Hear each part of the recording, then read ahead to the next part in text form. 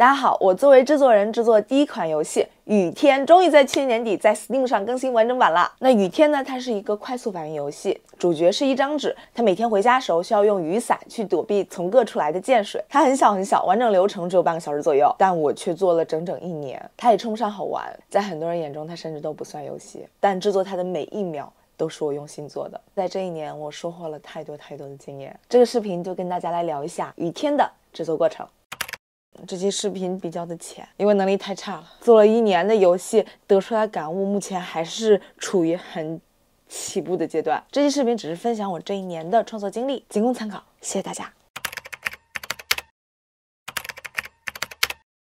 我总说我的梦想是做游戏，但是我之前甚至都不知道我到底想做什么样的游戏。我好像终于明白我想要做什么游戏了。我想通过游戏这种更加沉浸式的工具，给现实中带来力量。在我知道之后，我开始围绕着我想做的主题进行头脑风暴，也思考了别的游戏有没有我想要类似传达的内容，他们是怎么样去做的。那在这里呢，我想提到一款游戏 The Flood， 是一款很小游戏，完整流程是只有几分钟。那有些人问我有没有什么对标的游戏，我只有体量对标的游戏。我本来就是想做这么大的，虽然它流程很短，但是我玩它，我内心却有一些感悟在。这款游戏你需要驾驶着一条船，行驶在被洪水肆虐过后的城镇中。我能感受到，其实很多时候我们没有办法改变我们周围的环境，我们能改变的只有我们自己的方向。它是通过简单的操作啊，那你只能控制这个船的前后左右，以及一些文字的说明去传达这一点的。同时呢，我也会把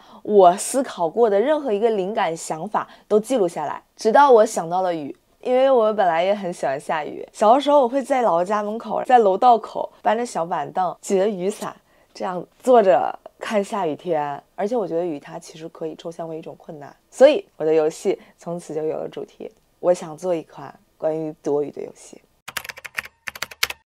我之前是程序出身，我几乎没有任何的策划经验，所以在玩法的设计上面，其实是这个游戏对我来说难度最大的部分。那一开始这个游戏它是没有玩法的嘛，那我在网上跟着玩法拓展的视频，问自己各种问题，梳理思路。那我其实刚开始的思路就找错了。作为一个完全不会关卡设计的人，一开始却想做一个 2.5D 的平台跳跃游戏。那开始呢，我发现我设计不出来好的能跳的关卡呀，所以我把跳跃给去掉了，只保留冲刺作为我的游戏的核心玩法。但是后来我发现 2.5D 的关卡设计对我来说还是太难了，所以后来我就不做平台跳跃了啊，游戏也改成了2D 游戏。那之后呢，我就开始了设计 demo， 然后测试收集反馈，再思考如何改进的过程。从开始的没有雨伞店铺不能进，到有雨伞店铺能进但看不到店铺内景，再到雨伞有了不同的方向，店铺能看到内景了，且加入了 NPC 的互动。我游戏的核心玩法经历了这些迭代，其实中间也有很多被我废弃的想法，比如说我一直想找一个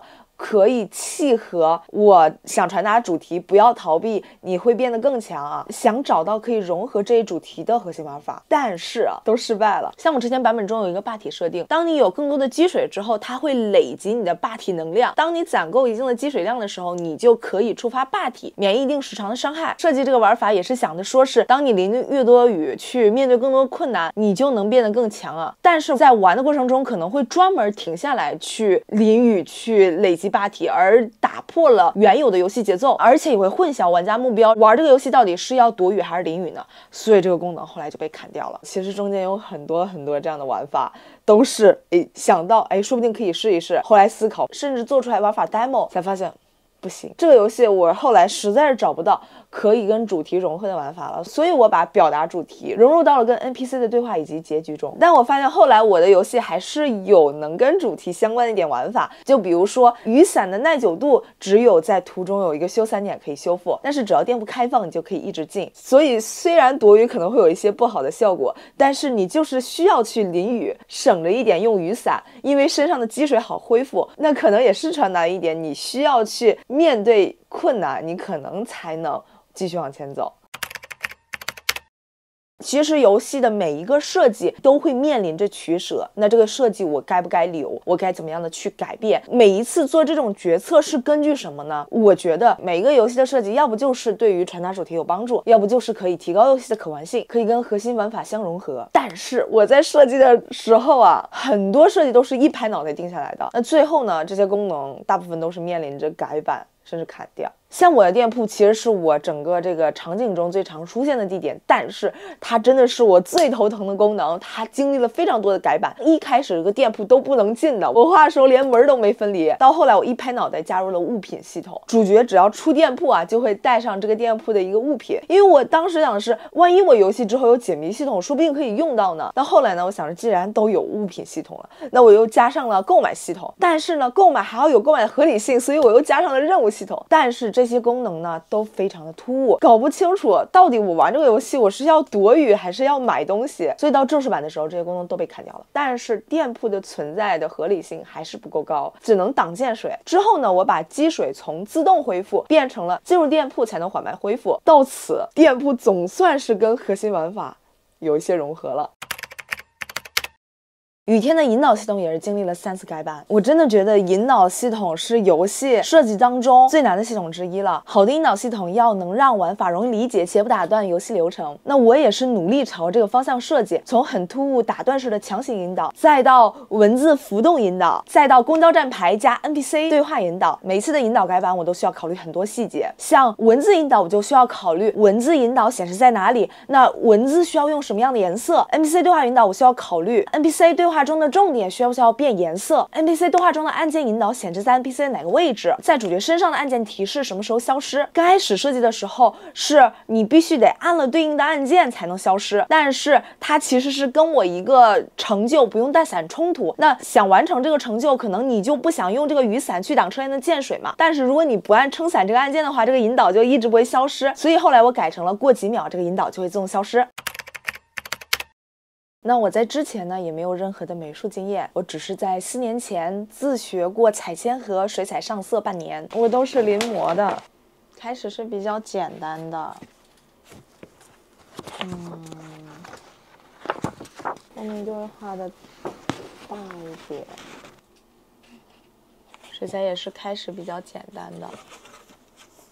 然后到后面就会画大一些。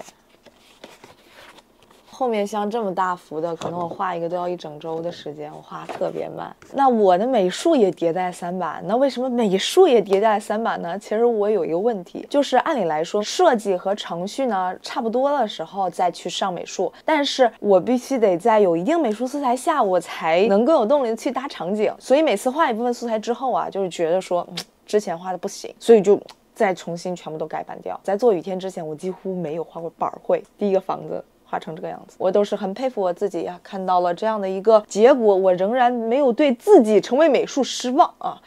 对，第1版美术呢就比较粗糙，画到第2版美术的时候呢，相比于之前线条更简洁规范了一些，因为我想说如果这样有更多的细节，看起来也会更清晰一些。第3版美术其实是目前没有采用的美术，因为本身我很喜欢水彩画风，觉得水彩感还是不够，所以当时尝试了新的画风，问了一些人反馈，大家普遍觉得那新版的美术可能还不一定有上一版的好，而且如果我要再重新采用新版美术，那真的是所有的美术素材都需要重画了，所以考虑到这些原因，还是维持了之前的画风。那不光是整体画风的改版，我的人物设计也经历了重大改版。之前是毛球，为什么我想用毛球呢？因为它好画呀，我实在是不会画人。这个形象是我参加21年 Global Game Jam 的时候想出来的。后来呢，就发现说，毛球它没有办法很直观的去展示主角怕水的特性，所以后来改成了纸。根据不同的积水程度呢，纸也会有不同的淋湿的表现。其实我在主角死亡的时候也有一些设计，像第1关游戏结束的时候是躺着的，第2关是坐着，第3关是站着的。我想表达的是，通过游戏的进行，其实你淋的雨越多，你越来越不害怕雨。还有伞也是经历了3版改版，一开始那个伞骨啊，我都没数，它好像是什么12股还是15股，反正它是市面上你几乎买不到这种数量伞骨的雨伞，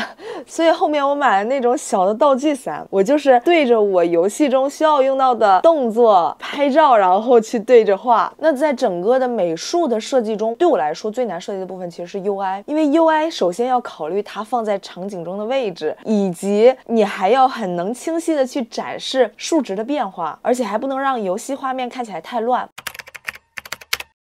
在做游戏的过程中，我不光是要思考其他优秀游戏的设计，我也会努力从身边的事物、从生活中获取灵感，记录下来。那我自从打算想做一个关于雨天的游戏之后呢，之后的半年我几乎都没有带过雨伞出门。我想开始在生活中真正的享受下雨天。有一段期间，我看到下雨就想出门散步。这场雨呢，是我不带伞出门的时候经历的最大一场雨。其实我出门的时候雨还没有这么大的。我本来是要打算坐公交车，我当时是躲在了公交车站。那个公交车站不是有那种上面有遮雨的那种棚子的车站，那站牌旁边只有一面墙啊，那个墙上面只有这么宽的屋檐，它只能刚刚好挡住我，但只要有雨吹进来的话，我就会被淋湿。还有当我遇到打雷闪电的时候，我就在思考说我的游戏要不要加入雷雨天的设定呢？后来也没加，当然前提是健康第一，不要生病，该打伞打伞，该避雨避雨。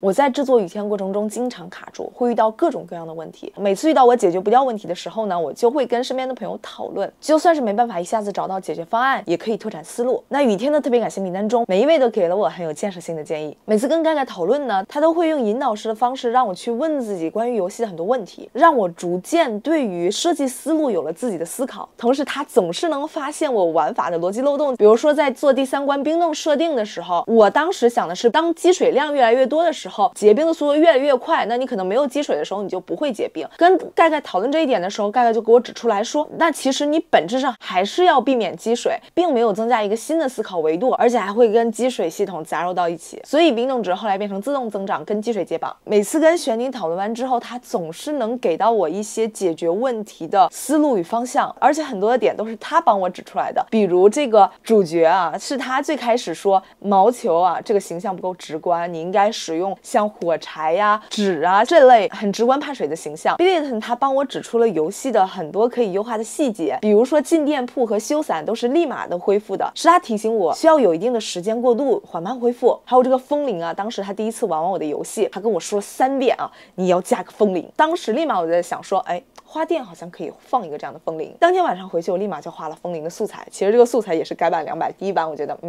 不好看，所以第2版改成了更加简洁的样子。当我在5月份出完了第2版2D demo 的时候，我觉得我的游戏各方面实在是差太多了，我想再花2年把各部分去优化到我能做的最好。当时大仙儿测完我这版 demo， 听完我的规划跟我说，其实我们都很难一口气吃成个胖子，想要在一个游戏，尤其是第一个游戏中把游戏各方面能力都能锻炼得很好，其实是一件非常困难的事情。一个游戏可以只锻炼一种能力。听完他的话，我觉得对呀，我这么菜，我锻炼一种能力就不错了，我还想锻炼多少能力呢？所以当时我就决定，这个游戏我就锻炼自己可以做出完整游戏的能力，下个游戏可能再锻炼玩法，再下个游戏再锻炼叙事，是他给了我游戏规划的一个正确的方向。那我的消防栓其实之前它只能同时向两边喷水，然后同时消失。他测试完我的 demo 跟我说，其实消防栓可以有很多变化，比如说只开左侧，只开右侧，两边交替开，甚至可以多个消防栓形成节奏的开灭。所以我的消防栓后面多了一些变化，但是我觉得目前我的消防栓设计应该还有改进的空间。他给了我很多发行商专业的建议，还有我的 Steam 商店该如何优化，我的游戏能顺利上线也离不开他的帮助。A 少不仅给我很多关于游戏上面的反馈，而且当他进我的游戏反馈群的时候，我就把他设为了这个管理员嘛，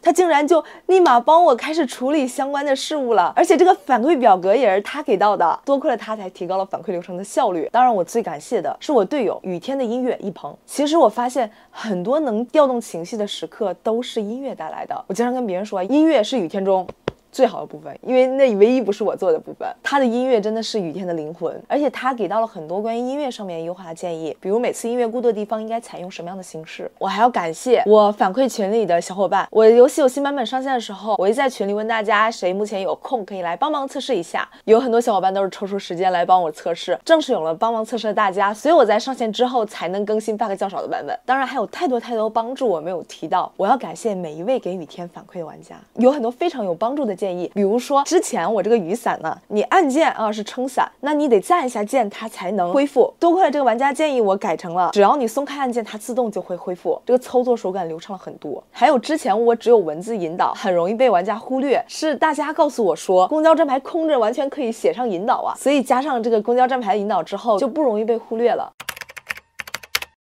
在这一年中，其实我觉得成长最多的是我的心态，但是我觉得即使我心态已经成长了很多，但是我仍然会有很多自我怀疑，很多情绪低落的时候。是我现在确实能力非常的差，我这款游戏也有太多不足，但是我知道只要我在做了，我就是在成长。我之前就是因为太看重结果了，太害怕失败了，所以一直不敢开始做这件事情。但在这一年的创作过程中，我发现好像我越做游戏越相信，我好像可以做这个事情几十年。当我不害怕失败的时候，结果根本不会影响我是否会继续做下去这件事情。游戏是一个漫长的制作过程，真正享受做游戏的过程，真正能从每一个灵感，每一个创作时候的小功能的实现，每一个设计的更迭中获得满足感，我才能日复一日的长达很多年的去做这件事情。